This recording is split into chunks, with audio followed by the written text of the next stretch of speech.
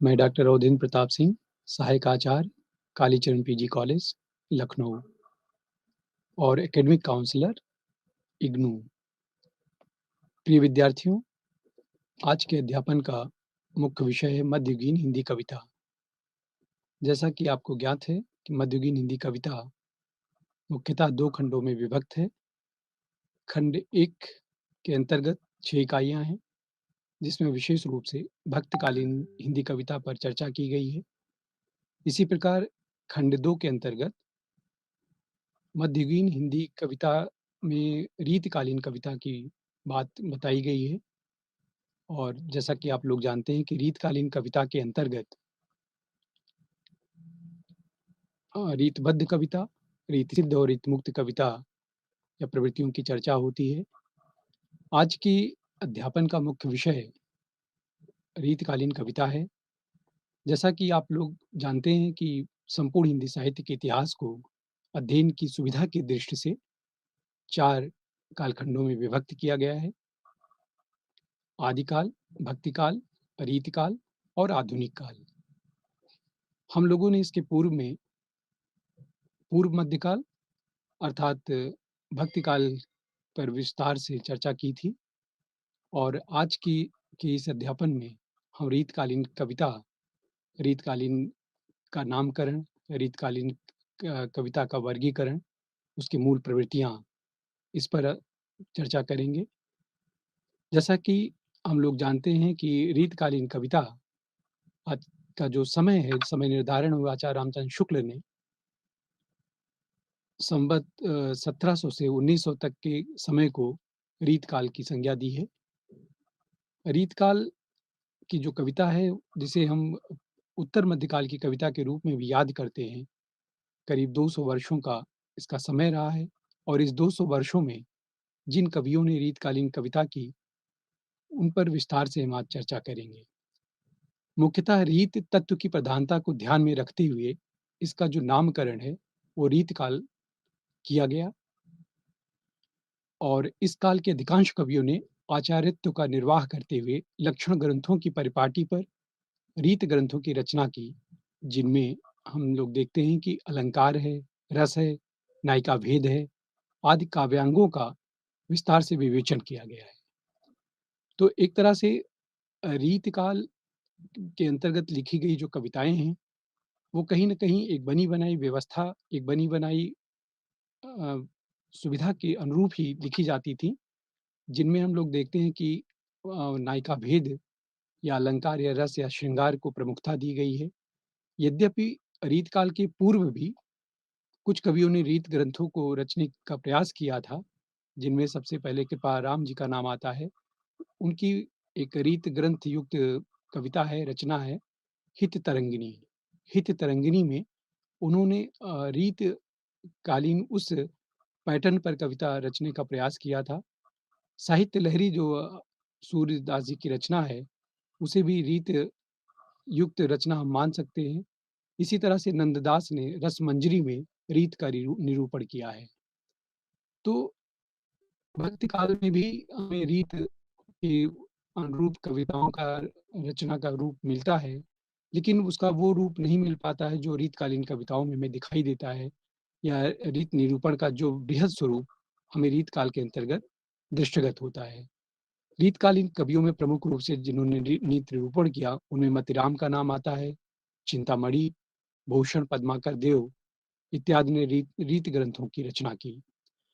रीत का काल के नामकरण को लेकर के भी विद्वानों के मध्य कई मतांतर हैं, जिनमें डॉक्टर चार्ल्स ग्रियर्सन ने रीत काल को रीत काव्य की संज्ञा दी।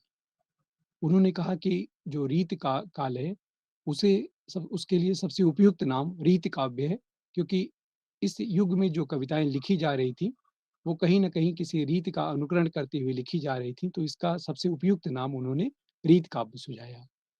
इसी प्रकार से मिश्र बंधुओं ने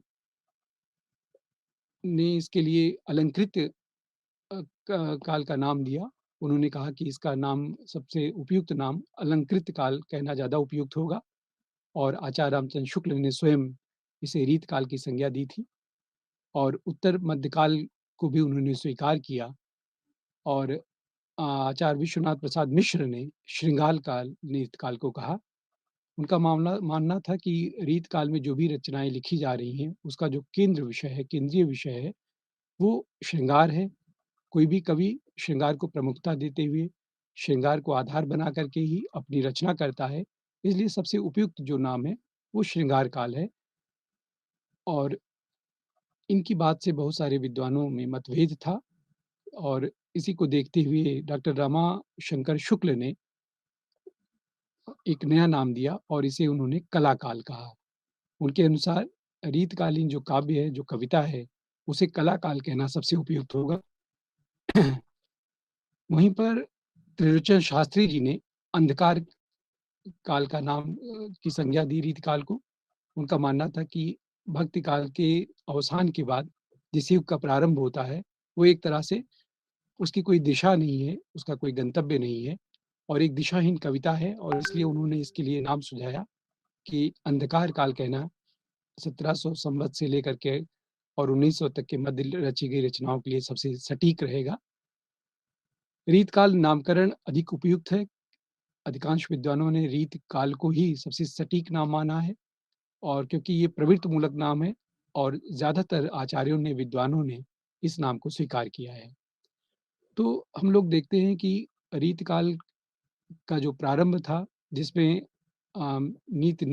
रीत निरूपण केंद्रित ग्रंथ रचे गए, उनमें अधिकांश विद्वानों ने अपने-अपने तरीके से उस पर अपने विचार व्यक्त किए हैं और ज़्यादातर विद्वानों का ये मानना रहा है कि रीतकाल कहीं न कहीं से एक बनी-बनाई परिपाटी पर लिखी जाती हुई कविताएँ हैं और उसको काल की संज्ञा देना, रीत काव्य की संज्ञा देना सबसे उपयुक्त होगा। संस्कृत में जो रीत शब्द है, उसका प्रयोग वामन ने एक विशेष संप्रदाय के रूप में किया है। वामन का मानना था कि अ, विशिष्ट पद रचना रीति है, मतलब विशेषो गुणात्मा कहकर उन्होंने विशेषत्व को स्पष्ट किया है और उन्होंने कहा है कि जो रीति है, वो एक तरह से विशिष्ट पद रचना है और जिसे हम लोग रीति कहते हैं। फिर उनका आगे इसी बात में वो अपनी बात बढ़ाते हुए कहते हैं कि ओज, प्रसाद, माधुर्य और कांति आदि काव्य के जो गुण बताए गए हैं और उससे युक्त जो रचना है, वो रीति है। अतः हम लोग देखते हैं कि जो रीति का अर्थ है, वो एक ओर वो शैली के रूप में रीत का प्रयोग होता है, दूसरी ओर एक पद्धति के रूप में रीत का प्रयोग हम लोग होते हुए पाते हैं और तीसरी तरह रीत एक मार्ग भी है। उस मार्ग पर चलने वाला जो रीत रचनाकार है, रीत का अनुयायी है, उसे हम रीत के रूप में निरूपित करते हैं। हिंदी में जो रीति शब्द है, इसका प्रयोग उपर्युक्त अर्थों से भिन्न रूप में प्रयोग हुआ है। यहाँ रीत ग्रंथ का तात्पर्य काव्यांग निरूपण करने वाले जो लक्षण ग्रंथ हैं, उनसे लिया जाता है। जिन ग्रंथों में अलंकार है, रस है, ध्वनि है, शब्द, शक्ति और नायिका भेद आदि काव्य तत्वों का निरूपण किया जाता है, लक्षण के आधार पर, उन्हें हम रीत काव्य कहते हैं, रीत काव्य कह सकते हैं। उदाहरण शैली में किया गया जो दृष्टांत होता है, उसे हम रीत के अंतर्गत रखते हैं। तो जो मुख्य रूप से जो हिंदी में जो रीत का प्रयोग है, वो इसी रूप में हुआ है और इसी रीत ग्रंथों को लक्षण ग्रंथ भी कहा जाता है। अधिकांश लक्षण ग्रंथ यद्यपि संस्कृत की जो काव्य शास्त्रीय परिपाटी रही है, उसके आधार पे लिखे गए हैं। इसमें से तो कुछ निश्चय ही प्रतिभाशाली आचार्य थे और कुछ ऐसे थे कि जो केवल कवि थे, वो आचार्य तो उनमें नहीं था, फिर भी उन्होंने परंपरा को ध्यान में रख कर के रीत युक्त रचनाएँ करने का प्रयास किया। इस संदर्भ में आचार्य रामचंद्र शुक्ल जी का कथन अवलोकनीय है। उन्होंने रीत लक्षण ग्रंथों को ध्यान में रख कर के कहा है कि जो लक्षण ग्रंथों की परिपाटी पर रचना करने वाले रीत काल के सैकड़ों कवि वस्तुतः आचार्य कोटि के थे और वह कवि ही हैं। तो ये आचार्य रामचंद्र शुक्ल जी का अपना व्यक्तिगत मानना था। कहने का आशय ये है कि जो रीतकालीन कवि हैं, ज़्यादातर कवि हैं, उनमें वो कवि भी हैं और वो आचार्य भी हैं। अधिकांश कवियों ने जो कविता लिखते थे, वो आचार्यत्व का निर्वाह करने के लिए या उसे कहीं न कहीं से सिद्ध करने के लिए, अपने आप को साबित करने के लिए उस युग में उनको लक्षण ग्रंथों का निरूपण करना अनिवार्य होता था और यही कारण है कि अधिकतर कवियों ने काव्य रचना के साथ-साथ लक्षण ग्रंथों का निरूपण भी किया, लक्षण ग्रंथों की रचना भी की और इस तरह से रीत काव्य के कवियों को सामान्यतः हम लोग 3 वर्गों में विभक्त कर सकते हैं। रीतबद्ध कवि के रूप में, रीतबद्ध कवि को हम इस रूप में देख सकते हैं कि जिन कवियों ने अ, अपने ग्रंथों में लंग लक्षण ग्रंथ को मुख्यतः लिखा है। लक्षण ग्रंथों पर जिन्होंने अपनी रचना की है, वो रीतबद्ध के अंतर्गत ऐसे कवियों को रखा जाता है। रीतबद्ध के अंतर्गत जो भी कवि आता है, अधिकांश लोगों ने लक्षण ग्रंथों को प्राथमिकता दी है, लक्षण ग्रंथों की रचना की है। उन्हें हम रीतबद्ध के अंतर्गत देखते हैं। रीतिसिद्ध कवि वह हैं कि जो लक्षण ग्रंथ नहीं लिखे हैं, उनका कोई भी लिखा गया एक भी ल लक्षण ग्रंथ नहीं है, किंतु रीत की जानकारी का उपयोग वह अपने काव्य ग्रंथों में करते हैं। जैसे हम बिहारी का नाम ले सकते हैं। बिहारी को रीत के लक्षण का या काव्यशास्त्र का, काव्यांगों का अच्छा ज्ञान था, किंतु उन्होंने लक्षण ग्रंथ नहीं लिखे, अपितु लक्षण ग्रंथ की जगह पर उन्होंने उस ज्ञान का, उस जानकारी का अपने काव्य में पूरा-पूरा उपयोग किया और ऐसे कवि रीतिसिद्ध कहलाए। तीसरी कोटि या तीसरी प्रवृत्ति जो हमें रीत काल में दिखाई देती है, वो रीत मुक्त कवियों की है। रीत मुक्त कवियों की विशेषता ये थी कि उन्होंने ना तो लक्षण ग्रंथ लिखे और ना ही रीत की जो जानकारी का उपयोग उन्होंने अपने काव्य में किया। तो इस तरह से जो तीसरी कोटि के कवि के अंतर्गत रचनाकार या कवि हमारे सामने आते हैं, उन्होंने स्वतंत्र रूप से रचना की और इनमें घनानंद, आलम बोधा ठाकुर का नाम उल्लेखनीय है। इन रचनाकारों ने रीतकालीन उस परंपरा से परिचित होते हुए भी उन्होंने ना तो उस परंपरा का अनुकरण किया, ना ही लक्षण ग्रंथ लिखा और ना ही उस परंपरा में बंध करके या उस ज्ञान का उपयोग करते हुए उन्होंने काव्य में उसकी प्रस्तुति दी। अपितु इसकी जगह पर स्वतंत्र रूप से रचना करना उन्होंने श्रेयस्कर समझा। तो रीतबद्ध कवि कविता से आशय है कि जो लक्षण ग्रंथ और उनके जो लक्षण ग्रंथकार हैं, अगर हम उनका संक्षेप में उल्लेख करें तो उनमें चिंतामणि का नाम हम लोग ले सकते हैं। चिंतामणि ने काव्य विवेक लक्षण ग्रंथ या उनका निरूपित ग्रंथ है। कविकुल कल्पतरु महत्वपूर्ण ग्रंथ है लक्षण ग्रंथ का या श्रृंगार मंजरी। तो इस तरह से इनके ये 3 महत्वपूर्ण चिंतामणि के ग्रंथ हैं, जो उनके लक्षण ग्रंथ को ध्यान में रख कर के लिखा गया है और इसमें उन्होंने इसकी स्थापना करने का प्रयास किया है और इनके अलावा मतीराम ने भी लक्षण ग्रंथों की रचना की है। मतीराम द्वारा जो सृजित लक्षण ग्रंथ हैं, उनमें विशेष रूप से उल्लेखनीय मतिराज है, अलंकार पंचाशिका है, ललित ललाम है, वृत्त कौमुदी है और सतसई है। इन काव्य ग्रंथों में उन्होंने लक्षण काव्य के लक्षण काव्य का जो शास्त्रीय व्यवस्था है, उसका उल्लेख किया है और मतीराम के अलावा देव ने भी अ लक्षण ग्रंथ सृजित किए हैं। देव के महत्वपूर्ण ग्रंथों में भाव विलास है, भवानी विलास है और रस विलास विशेष उल्लेखनीय है।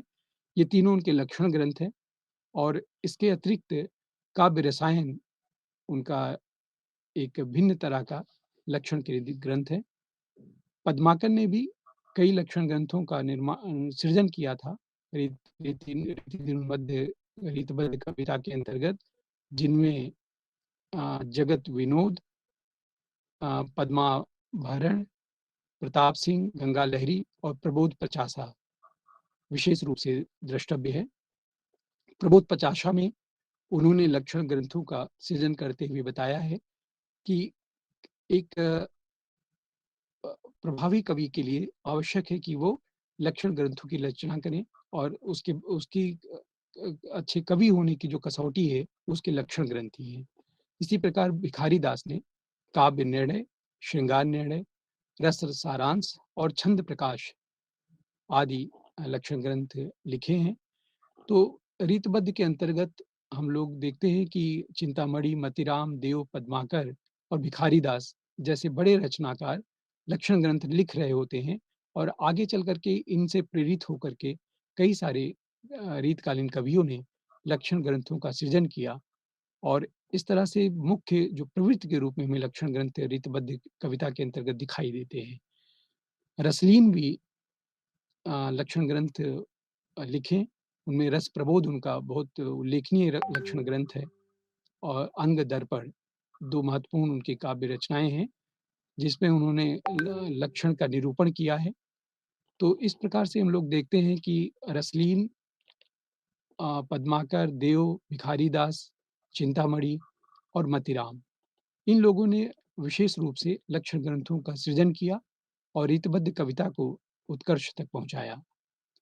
रीति सिद्ध कवि के रूप में एकमात्र कवि हमारे सामने आते हैं बिहारी दास और उनकी एकमात्र रचना है बिहारी सतसई। जि इसमें इसे हम रीति सिद्ध के कोटि का की रचना कह सकते हैं और रीति सिद्ध कविता के विषय में हमने पूर्व में ही बताया कि रीति सिद्ध वह कविता है जिसमें लक्षण ग्रंथ तो नहीं लिखे गए, लेकिन जो रीतबद्धता की परिपाटी है, जो उसका ज्ञान है, जो रीत की व्यवस्था है, उसका उपयोग अपनी कविता में किया है इन कवियों ने और बिहारी सतसई इसके लिए सबसे बड़ा उदाहरण है, जिसमें उन्होंने करीब दोहों में इसकी रचना की है और इसमें उन्होंने अ, उस ज्ञान का पूरा-पूरा उपयोग किया है। इस प्रकार जो तीसरी प्रवृत्ति रीतकालीन कविता की दिखाई देती है, वो रीतमुक्त काव्यधारा है। रीतमुक्त काव्यधारा के प्रमुख कवि घनानंद, आलम बोधा और ठाकुर हैं। दुजदेव भी रीतमुक्त कविता के अंतर्गत रखे जाते हैं, लेकिन प्रमुख रूप से इन 4 कवियों का नाम आता है। घनानंद ने रीतमुक्त कविता यानी कि स्वच्छंद रूप से जो काव्य सृजन किया, जिन्होंने ना तो रीत सिद्ध या रीतबद्ध का अनुकरण किया, अनुपालन किया, बल्कि स्वतंत्र होकर के मुक्त होकर के उन व्यवस्थाओं से उन्होंने काव्य सृजन किया और जिनमें महत्वपूर्ण उनका ग्रंथ है, सुजान है, हित प्रबंध है, इश्क लता और पदावली उल्लेखनीय है। इन ग्रंथों में उन्होंने रीत मुक्त काव्य रचना की व्यवस्था नए सिरे से स्थापित की और पदावली, इश्कलता, हित प्रबंध, सुजान, इन रचनाओं में हमें कहीं न कहीं से मूल जो भाव है, वो प्रेम केंद्रित है। प्रेम को केंद्र में रख कर के इन्होंने रचनाएँ की। इनके समकालीन या रीतमुक्त दूसरे कवियों में आलम का नाम विशेष रूप से लिया जाता है। आलम की एकमात्र रचना है जो मुक्त काव्य प्रवृत्तियों से युक्त है, वो आलम केली है। आलम केल में आलम ने जो कथा वस्तु बनाया है वो प्रेम ही इसमें कथा मूल रूप से स्पंदित है और इसी आधार पे उन्होंने ये रीत मुक्त रचना की है आलमकेल। बोधा ने इश्कनामा, विरह बारिश 2 उनकी महत्वपूर्ण काव्य ग्रंथ हैं और इनकी भी कविता का जो मूल विषय है वो प्रेम ही है, मानवीय प्रेम है और उसके विविध रूप इसमें इंगित किए गए हैं। ठाकुर जो रीतमुक्त विशिष्ट कवियों में अपना स्थान रखते हैं, उन्होंने ठाकुर ठसक और ठाकुर शतक 2 काव्य ग्रंथों का सृजन किया है और इन दोनों में जो मुक्त कवियों की मुख्य प्रवृत्ति है, कहीं न कहीं उसमें मानवीय प्रेम, अनुभूतियाँ और उसकी अभिव्यक्ति की प्रबलता की भावना व्यक्त होना, ये सब कुछ इनके काव्य में भी मिलता है उसी रूप में। इस तरह से रीत काल के जो कवि हैं, वो आचार्य बनने का प्रयास ज़रूर करते हैं। हर कवि जो कहीं न कहीं से कविता कर रहा होता है, वो आचार्यत्व को सिद्ध करने के लिए लक्षण ग्रंथों का सृजन करता है या लक्षण ग्रंथ को रचने का प्रयास करता है। किंतु जैसा कि आचार्य रामचंद्र शुक्ल ने पूर्व में ही बताया कि उन्होंने प्रयास तो ज़रूर किया, लेकिन हर उस रीतकालीन कवि को वो आचार्य मान लेना उचित नहीं होगा। ये बात अलग की है कि उन्होंने आचार्यत्व को सिद्ध करने के लिए लक्षण ग्रंथों को रचने का प्रयास किया और लक्षण ग्रंथों को रचने का या रीतकालीन काव्य जो सबसे ज़्यादा प्रभावित हो संस्कृत साहित्य से रहा है और संस्कृत साहित्य की उस व्यवस्था को कहीं न कहीं वो हिंदी में रूपांतरित करके कुछ भिन्न तरह से व्यक्त करने का प्रयास करता है। किंतु इसमें कोई दो राय नहीं है कि मुख्य रूप से जो रीत काल का रचनाकार है, उसमें अधिकांश कवि हैं और कुछ एक ऐसे हैं जिनको हम आचार्योक्त से ओत-प्रोत देख पाते हैं, मान पाते हैं और जिन्होंने बहुत उत्कृष्ट कोटि का लक्षण ग्रंथ भी लिखा है। या लिखने में उनको सफलता प्राप्त हुई है। इस प्रकार से काव्य में रीतकालीन काव्य में कला पक्ष की जो प्रधानता है या उसका उसमें जो चमत्कार की प्रवृत्ति है, वो काफ़ी प्रभावी रही है और रीत काव्य की जो प्रमुख प्रवृत्तियाँ हैं, उन पर अगर हम लोग बात करें तो रीतकालीन संपूर्ण काव्य की जो मूल प्रवृत्ति है, वो हमें रीत निरूपण के रूप में हम देख सकते हैं, उसकी प्रवृत्तियों के रूप में कि रीत निरूपण रीतकालीन कविता की जो मुख्य धारा है, वो रीत निरूपण है। कहीं न कहीं से लक्षण ग्रंथों को सृजित करना और कविता को शास्त्रीय रूप में व्यवस्थित करना, कविता लिखने का एक व्यवस्थित मानक तय करना, बनाना और उसके अनुरूप काव्य सृजन के लिए प्रेरित करना रहा है। तो रीतकालीन काव्य की प्रमुख प्रवृत्तियों के रूप में हम रीत निरूपण को देख सकते हैं कि रीत निरूपण करना रीतकालीन कवियों की प्रमुख प्रवृत्ति रही है, जिनमें केशवदास की जो कवि प्रिया है अ, वो उल्लेखनीय है।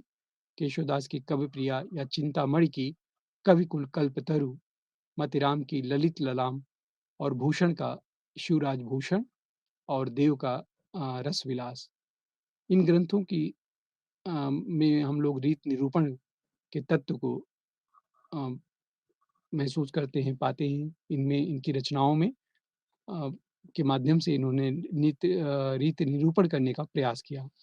इसी तरह से रीतकालीन कविता की जो दूसरी महत्वपूर्ण विशेषता है, वो इनकी इन कविताओं में निहित श्रृंगारिकता है। रीतकालीन का प्रत्येक कवि कहीं न कहीं से श्रृंगारपरक रचनाएँ करता आया दिखाई देता है। उसमें नायिका भेद है, नारी के सौंदर्य का अतिशयोक्त वर्णन है, उसके विभिन्न अंगों-प्रत्यंगों का अपने-अपने दृष्टिकोण से काव्य के रूप में सृजन है, उस पर रचना रचना है इस काल के कवि की। शृंगारिकता के संदर्भ में डॉक्टर नगेंद्र ने शायद सच ही कहा है, उनका कथन है कि साँचा चाहे जैसा भी रहा हो, इसमें ढली शृंगारिकता ही है। यानी कि जो रीतकालीन कविता है वो उसके चाहे जो भी आकार प्रकार या अभिव्यक्ति के तौर पर जो भी स्वरूप दिखाई देता हो, लेकिन उसके मूल में जो भावना है, जो स्पंदन है, वो श्रृंगारिकता ही है। यानी कि श्रृंगारिकता एक तरह से रीतकालीन काव्य की मूल प्रवृत्ति है और रीत निरूपण के बाद यदि हम लोग किसी दूसरी प्रवृत्ति का अनुभव करते हैं, तो वो श्रृंगारिकता ही है। यानी कि रीत निरूपण के बाद कवि का जो सर्वाधिक ध्यान था वो श्रृंगारिकता को काव्य में सृजित करना था और जिसके लिए दृष्टांत के तौर पर हम लोग डॉक्टर भगीरथ मिश्र का यदि कथन देखें तो उनका भी कहना यही है कि श्रृंगारिकता के प्रति जो रीतकालीन कवियों का दृष्टिकोण है, वो मुख्यतः भोग परक था, इसलिए प्रेम के उच्चतर गोपानों की ओर वे नहीं जा सके। प्रेम की अनन्यता, एक निष्ठता, त्याग, तपश्चर्या आदि उदात्त पक्ष उनकी दृष्टि में बहुत कम आए हैं। इसमें कोई संदेह नहीं है कि डॉक्टर भगीरथ का जो दृष्टिकोण है, उससे अ, उससे सहमत हुआ जा सकता है। रीतकालीन कवियों की जो काव्य रचना का दृष्टिकोण है, वो बहुत संकुचित है और उन्होंने प्रेम पर केंद्रित रचनाएँ ज़रूर की, लेकिन उन प्रेम पर केंद्रित रचनाओं में वो व्यापकता नहीं है, वो उदात्तता नहीं है, जो छायावादी कवियों में या उनकी कविताओं में हमें दिखाई देती है आगे चल कर के। और इनमें कहीं न कहीं से संकुचन है और श्रृंगारिकता के प्रति जो उनका दृष्टिकोण है, वो भोगपरक ही है और कहीं न कहीं से उनके जो मानवीयता का अतिरेक है उसमें व्यक्त हुआ है और यही कारण है कि प्रेम को लेकर के जो उच्चतर गोपानों की ओर उनका ध्यान नहीं जा पाया है, प्रेम के उस मूल बिंदु तक रीतकालीन कभी नहीं पहुँच पाता है, वो काया तक ही उलझ कर रह जाता है और प्रेम में जो एक निष्ठता होती है, समर्पण की भावना होती है, जो उसमें त्याग और अ, समर्पण का भाव होता है, वो रीतकालीन कवियों की कविताओं में उस रूप में नहीं दृष्टिगत होता है। तीसरी प्रवृत्ति के रूप में हम लोग अलंकारिकता को देखते हैं कि प्रत्येक रीतकालीन कवि अपनी कविता में अलंकारिकता को या अलंकार के प्रयोग को बहुत महत्व देता है और रीतकालीन लगभग हर कवि ने अलग-अलग या बहुतायत रूप में अपनी कविताओं में अलंकार का प्रयोग किया है। केशव की संदर्भ में एक उक्ति अ, देखने योग्य है केशवदास कहते हैं कि "जदप सुजात सुलक्षणी, सुबरन सरस सुब्रित, भूषण बिनु न बिराजई, कविता वनिता मित्त"। तो केशव यहाँ तक कह देते हैं कि बिना श्रृंगार के, यानी कि कविता में जब तक रस नहीं होगा, छंद नहीं होगा, अलंकार नहीं होगा, तब तक कविता आकर्षित नहीं करेगी, तब तक पाठक उससे नहीं जुड़ पाएगा। उसी प्रकार से जैसे कोई स्त्री हो और वो बिना श्रृंगार के या कोई बिना श्रृंगार के सुशोभित नहीं होगी, आकृष्ट नहीं कर पाएगी, ठीक वही स्थिति कविता की होती है। कविता में यदि नए-नए उपमानों का, नए-नए अलंकारों का उसमें प्रयोग नहीं होगा, तो कविता हमें अपने से बाँध नहीं पाएगी। कविता के प्रति पाठक जुड़ नहीं पाएगा। इसलिए कविता के लिए आवश्यक है कि उसमें अलंकारिकता का विशेष ध्यान रखा जाए और रीतकालीन कवियों में हम देखते हैं कि अलंकारिकता, श्रृंगारिकता के बाद तीसरी कोटि की मूल प्रवृत्ति के रूप में दृष्टिगत होती है और इनकी कविताओं में अलंकारों की का विलक्षण प्रयोग मिलता है। और हम लोग केशव की रचना में रामचंद्रिका में देखते हैं कि हर दूसरी पंक्ति में उसमें एक एक नया अलंकार आ जाता है और नए-नए अलंकारों का वो प्रयोग करते चलते हैं, एक झड़ी लगा देते हैं अलंकारों की। तो ये रीतकालीन कवियों की एक प्रमुख विशेषता रही है कि उनकी कविताओं में अ, लगभग साहित्य में विद्यमान जो उपलब्ध जो भी अलंकार हैं, उसका प्रयोग करने का रचनाकार प्रयास करता है। अलंकारिकता के अलावा रीतकालीन कविता की प्रमुख प्रवृत्तियों में आश्रयदाताओं की प्रशंसा का भाव दृष्टिगत होता है। रीतकालीन जो काव्य है वो कहीं न कहीं से सामंती व्यवस्था के उस कालखंड की कविता है ये। संवत 1700 से 1900 तक के मध्य लिखी गई कविताओं में जो कवि था वो कहीं न कहीं किसी न किसी राजा के दरबार में रहता था, राजा के आश्रय में रहता था।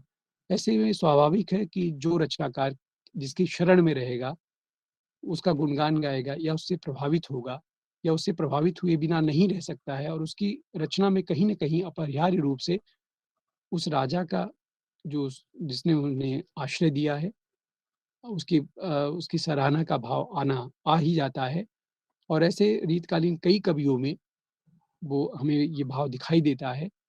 हम लोग देखते हैं कि देव की बात करें, देव ने देव भवानी सिंह के दरबार में रहते थे और उन्होंने उनके लिए भवानी विलास काव्य ग्रंथ की रचना की, जिसमें उन्होंने उनके व्यक्तित्व के बारे में, उनके उनके समाज के प्रति चिंतन के बारे में, दृष्टिकोण के बारे में और समाज के लिए बहुत कुछ करने की इच्छा के बारे में उन्होंने इस काव्य ग्रंथ में चित्रण किया है, उनके उदात्त चरित्र के बारे में।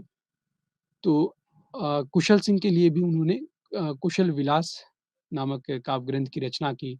तो देव की 2 महत्वपूर्ण रचनाएँ हैं, वो भवानी सिंह के और कुशल सिंह के ऊपर लिखी गई कविताएँ हैं इनमें और इन कविताओं में, इन काव्य ग्रंथों में देव ने भवानी सिंह और कुशल सिंह के विषय में इतनी सूक्ष्मता से प्रकाश डाला है, विस्तार से वर्णन किया है कि किसी अ, अनभिज्ञ पाठक को भी जिसने भवानी सिंह या कुशल सिंह के विषय में कुछ ना जाना हो, इन कविताओं को पढ़ कर के उनके बारे में एक अच्छी धारणा उनके पाठक के बीच मन में उपज जाती है। तो ये एक रचनाकार की विशेषता ही है, उसकी रचना कौशल की ही बात है कि वो जो अ, अपने आश्रयदाता के विषय में लिखता है कविताओं में, वो इस तरह से पाठक को अपनी कविता से बाँध देती है। तो रीतकालीन काव्य का की एक प्रमुख प्रवृत्ति हमें आश्रयदाताओं की अतिशयोक्त प्रशंसा या अतिशय प्रशंसा के रूप में दृष्टिगत होती है। सूदन ने भरतपुर के राजा सुजान सिंह के लिए सुजान चरित की रचना की थी।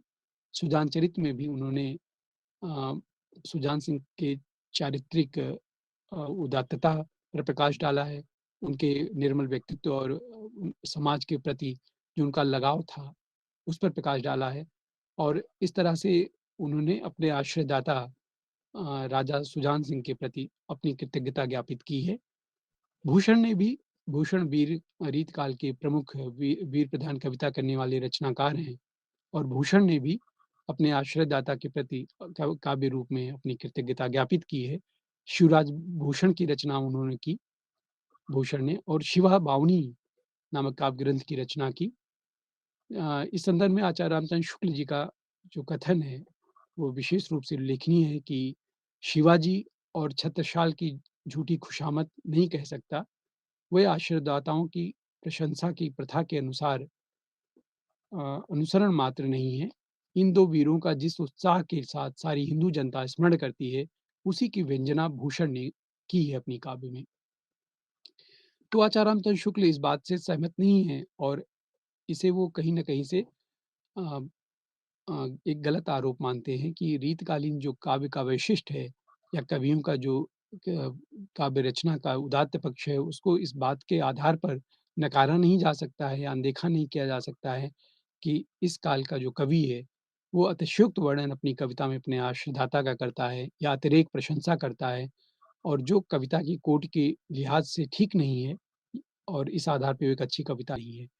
शुक्ल जी इसका खंडन करते हैं और छत्रसाल या शिवाजी की शिवराज भूषण काव्य ग्रंथ के विषय में ही वो कहते हैं आगे च कि ये एक तरह से भूषण की झूठी खुशामद नहीं है, बल्कि कहीं न कहीं से इसमें रचनाकार का जो कौशल है, जो अभिव्यक्ति की क्षमता है, जो एक श्रेष्ठ कवि होने की जो कसौटी है, वो भी व्यक्त होती है।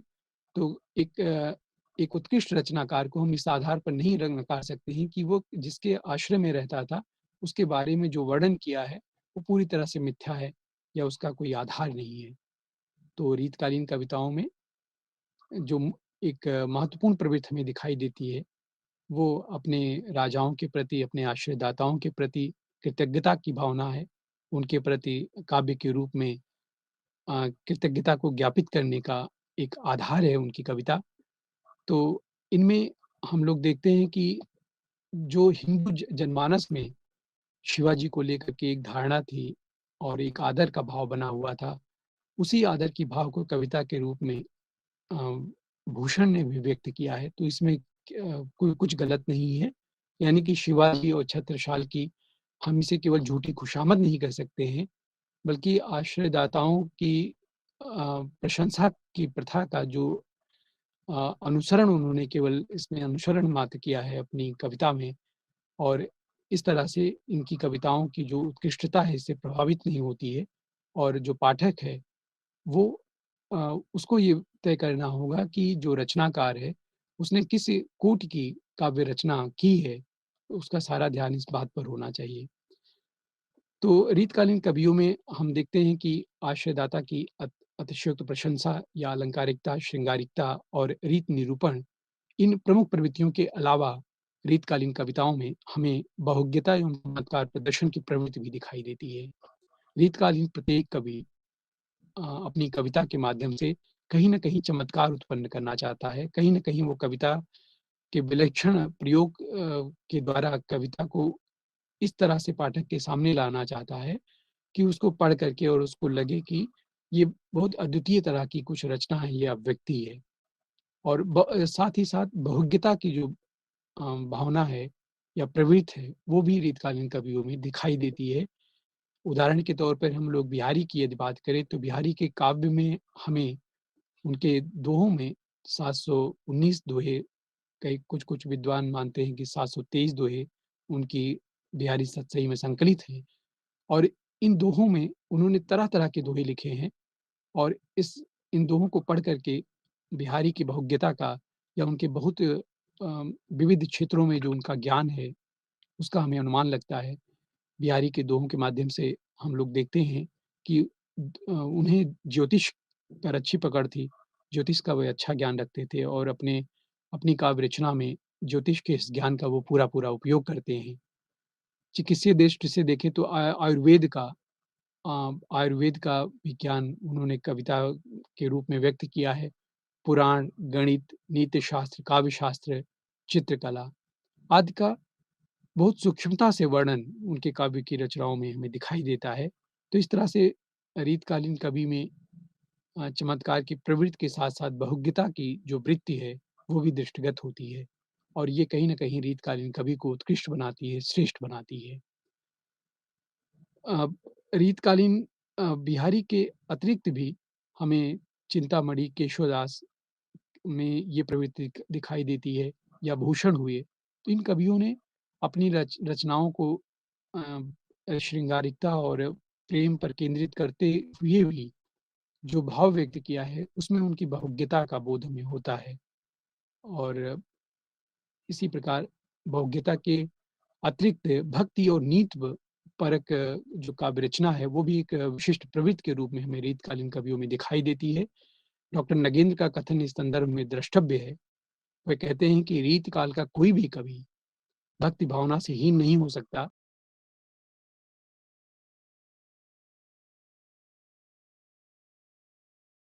कहने का आशय यह है कि अ, रीतकालीन कविता में जो रचनाकार है, वो केवल भक्ति भावना से हीन होकर के केवल श्रृंगार पर केंद्रित होकर के या श्रृंगार परक रचनाएँ वो नहीं कर रहा होता है, अपितु श्रृंगारिकता के साथ-साथ कहीं न कहीं वो उस समय की जो अ, व्यवस्था थी, जो स्थितियाँ थी, परिस्थितियाँ थीं, उसको भी ध्यान में रख कर के अपने काव्य का विषय बनाता था और इसी का परिणाम है कि श्रृंगार और प्रेमयुक्त रचनाओं के बावजूद रीतकालीन कविताओं में हमें नीतिपरक कविताएँ भी दिखाई देती हैं।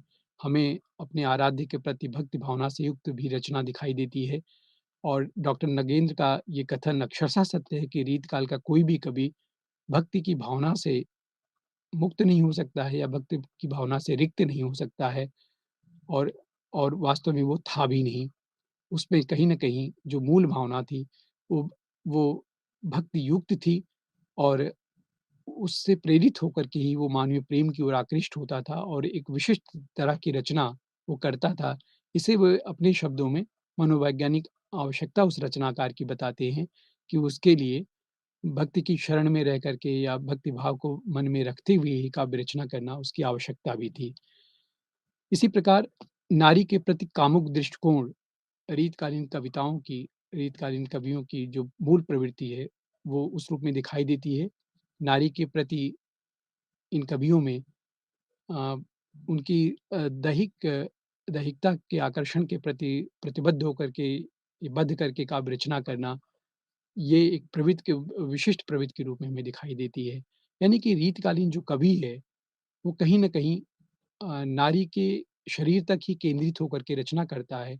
यही कारण है कि जहाँ भक्ति काल का समय काल 1375 से 1700 तक यानी कि करीब-करीब सवा 3 साढ़े 300 वर्षों तक रहा, वहीं केवल 200 वर्षों में रीतकालीन काव्य का अवसान हो जाता है। रीतकालीन कविता अपने चरमोत्कर्ष तक पहुँचकर अवसान की ओर उन्मुख हो जाती है। तो इस तरह से रीतकालीन जो कविता है, काव्य रचना है, वो कहीं न कहीं से केंद्रित थी और उसका मूल कारण था कि नारी के प्रति जो इनका दृष्टिकोण था, वो संकुचित था और वो कहीं न कहीं नारी के सौंदर्य तक ही अपने को केंद्रित रख पाए। उसके कायिक विभिन्न चेष्टाओं के प्रति उनका जो आकर्षण था, जो दृष्टिकोण था, उसे हम उनकी कविताओं के अभिव्यक्ति के रूप में देख पाते हैं।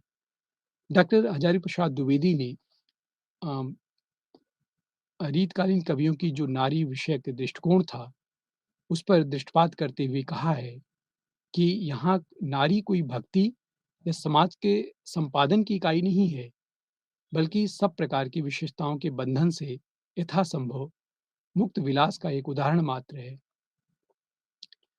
यानी कि जो रीतकालीन कविताएँ हैं, वो कहीं न कहीं अ, नारी के विभिन्न नैक्शिक वर्णन तक केंद्रित हो जाती हैं और केंद्रित होकर के केवल वहीं स्थिर नहीं रहती हैं। उनका अपना दृष्टिकोण है कि वो मुक्त विलास का एक उपकरण मात्र है, यानी कि जो रचनाकार है, उसके भीतर की जो छटपटाहट है या इन तमाम तरह के बंधनों से मुक्त होने का जो उपक्रम है, उसका माध्यम बनती है।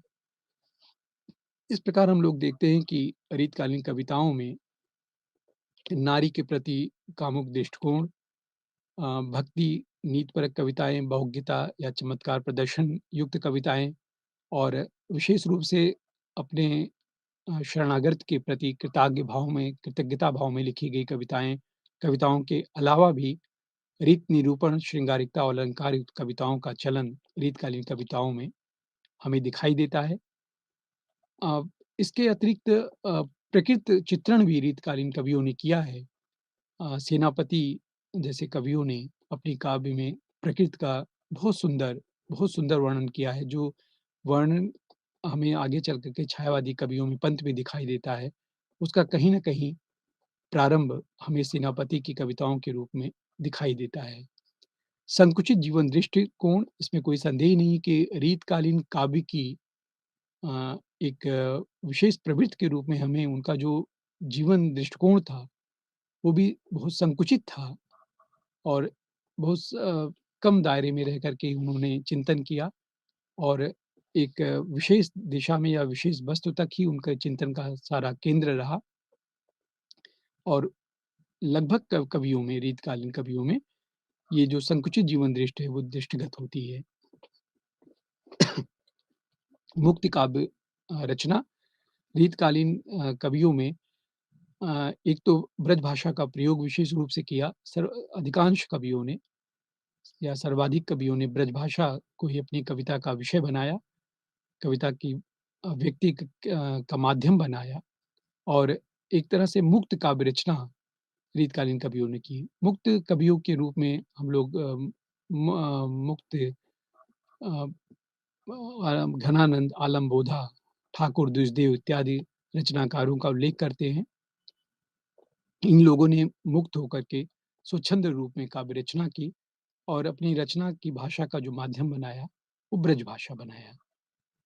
तो कुल मिलाकर के रीतकालीन काव्य की जो प्रवृत्तियाँ हैं, उसमें निहित जो मूल वृत्तियाँ हैं, वो इस रूप में हमारे सामने आती हैं और इसमें कोई संदेह नहीं है कि इस काल का जो रचनाकार है, उसके चिंतन का, उसके दृष्टिकोण का जो दायरा है, वो बहुत सीमित था, बहुत संकुचित था और परिणाम स्वरूप रीतकालीन कवि की जो कविता थी, वो अधिक समय तक अपने पाठकों के साथ नहीं रख सकी और यही कारण है कि तकरीबन 200 वर्षों में रीतकाल जो अपने उत्कर्ष पर जाकर अवसान अवसान की ओर उन्मुख हो जाता है। 200 में रीतकाल का अवसान होता है और उसके बाद आधुनिक कालीन कविता का प्रादुर्भाव होता है और आधुनिक काल की कविताओं के अंतर्गत हम लोग देखते हैं कि जो भारतेंदु युग के रचनाकार हैं, भारतेंदु युग तक आते-आते रीतकालीन कविता समाप्त हो जाती है और एक नई तरह की प्रवृत्ति हमें दिखाई देती है।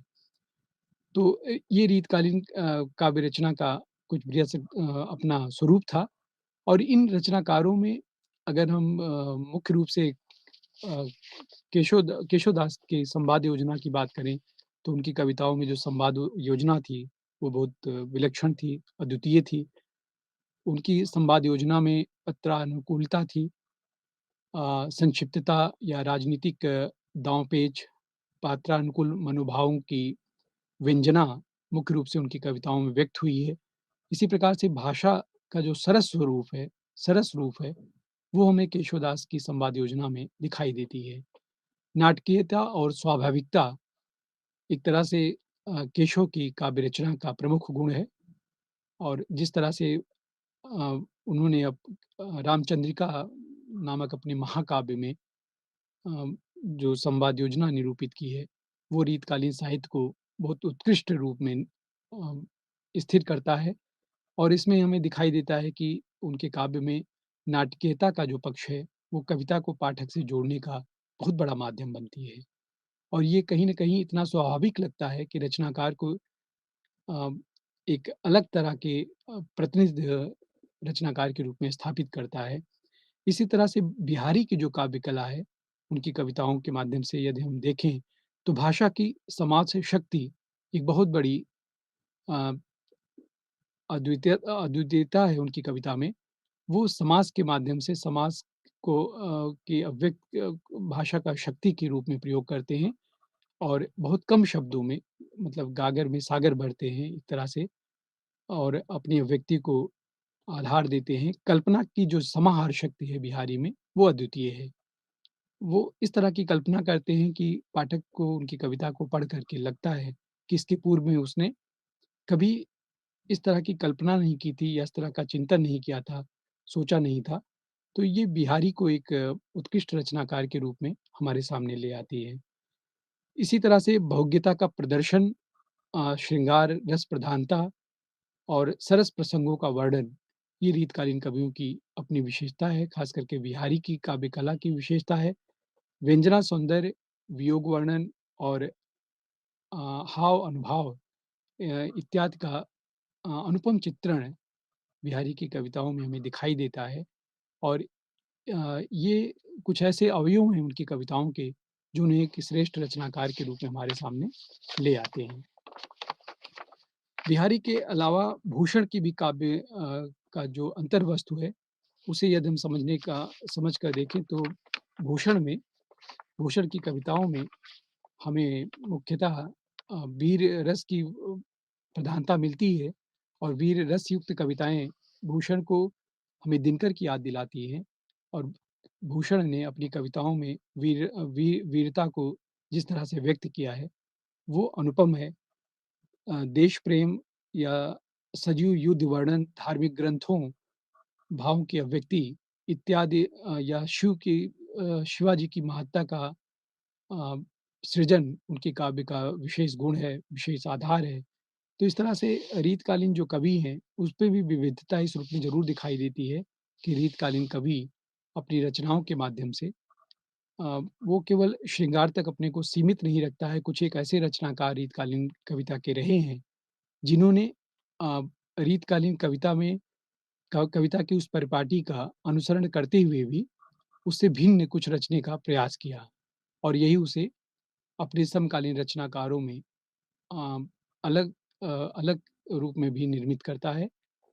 तो हम लोग कुल मिलाकर देखते हैं कि जो रीतकालीन काव्य है, वो जहाँ भक्ति काल का अवसान होता है, संवत 1700 से 1900 तक के मध्य ये अपने उत्कर्ष तक पहुँचता है और मुख्यतः इस कालखंड में लक्षण ग्रंथों की जो परिपाटी पर रचना करने वाले रीतकाल के सैकड़ों कवि थे। वस्तुतः आचार्य कोट में नहीं आते हैं, वो एक कवि ही हैं और ये कथन आचार्य आरमचंद शुक्ल का चरितार्थ होता है, सटीक बैठता है।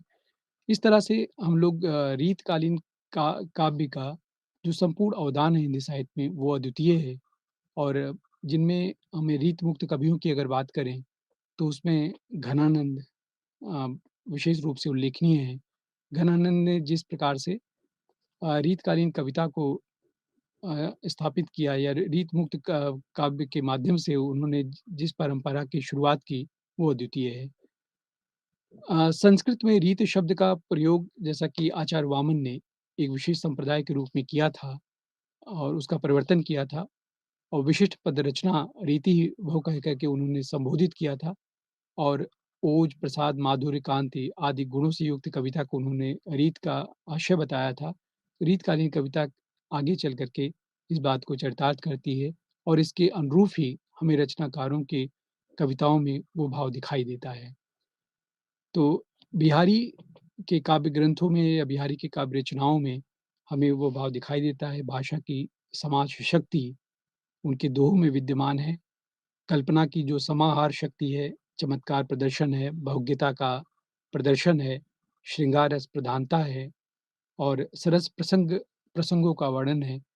बिहारी अपने दोहों में बहुत सरल और सहज सुंदर-सुंदर प्रसंगों का वर्णन विभाग करते चले जाते हैं और उसको पढ़ कर के पाठक सहज ही उस कविता से जुड़ जाता है।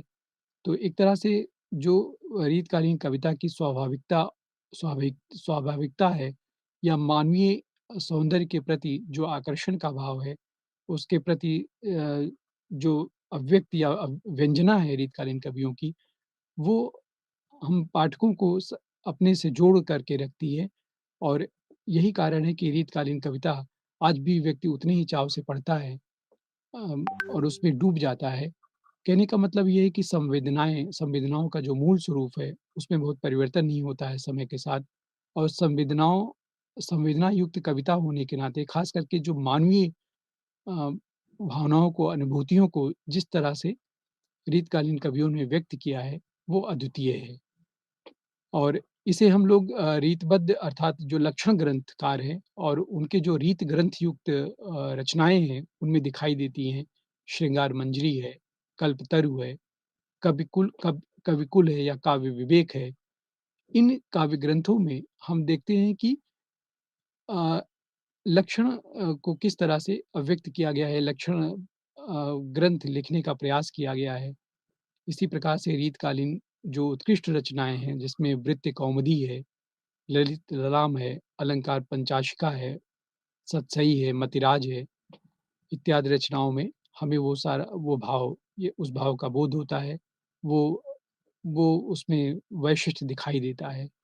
काव्य रसायन, रस विलास और भवानी विलास और भाव विलास आदि जैसी रचनाओं में देव ने जिस तरह से रीतकालीन काव्य को अपनी अभिव्यक्ति दी है, वो अवलोकनीय है। जगत विनोद या गंगा लहरी, प्रबोध रसायन, प्रबोध पचासा और पद्माभरण इत्यादि काव्य ग्रंथों में रीतकालीन काव्य का वह स्वरूप उभर कर सामने आता है। रीतकालीन कविता किस प्रकार से पाठकों से को अपने से जोड़ती है, पाठकों को आकृष्ट करती है, ये भाव उसमें सहज ही दिखाई देता है, इसका बोध होता है। श्रृंगार निर्णय, रस सारांश, छंद प्रकाश और काव्य निर्णय आदि काव्य ग्रंथ रीतकालीन काव्य को सही तरीके से व्यक्त करने में सक्षम है और कविताओं को पढ़ने से रीतकालीन कविता का जो भावबोध है, रीतकालीन कविता का जो मूल स्वर है, जो मूल संवेदना है, वो उससे व्यक्त होती है और एक अनभिज्ञ पाठक भी उस काव्य के भावबोध से अपने को सहज ही जोड़ करके सहज महसूस करता है। इसी प्रकार से रीति सिद्ध कवियों में बिहारी सतसई अपने समय की बहुत चर्चित काव्य दोहा का संकलन है।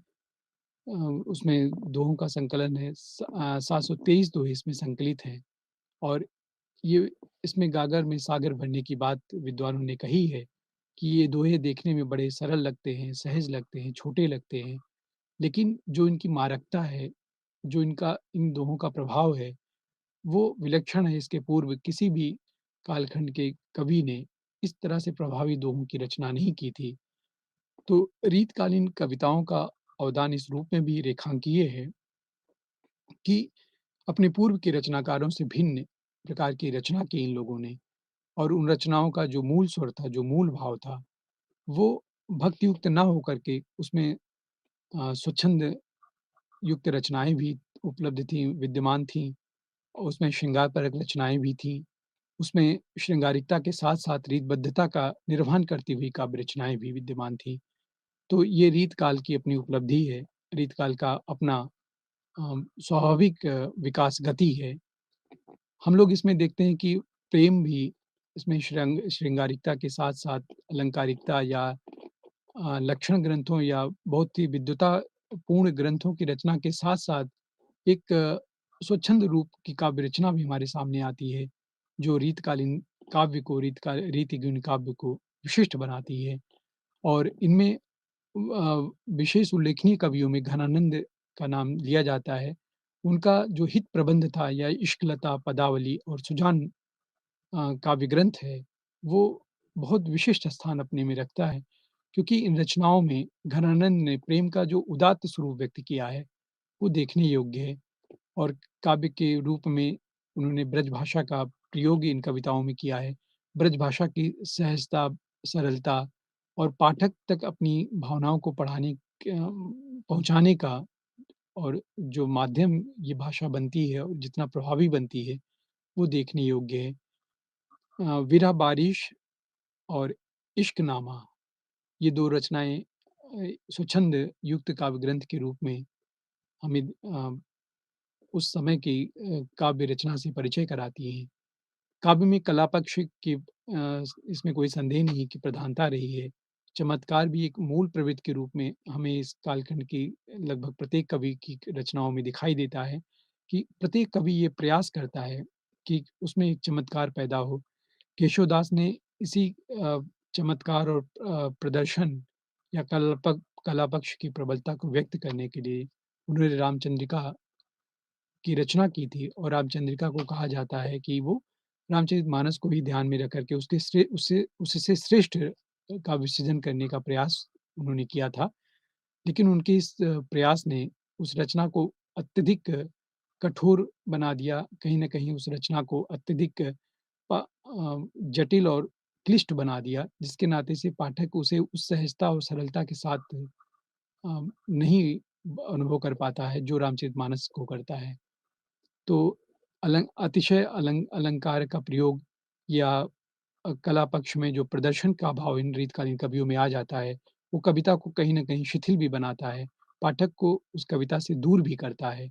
तो ये एक तरह से रीतकालीन कवियों की विशेषता भी है और उनकी अ, विशेषता को कहीं न कहीं प्रभावित करने वाले तत्व भी इसी में विद्यमान हैं, जो उनकी कविताओं के प्रति आकर्षण को कम करते हैं और पाठकों के झुकाव को कम करते हैं।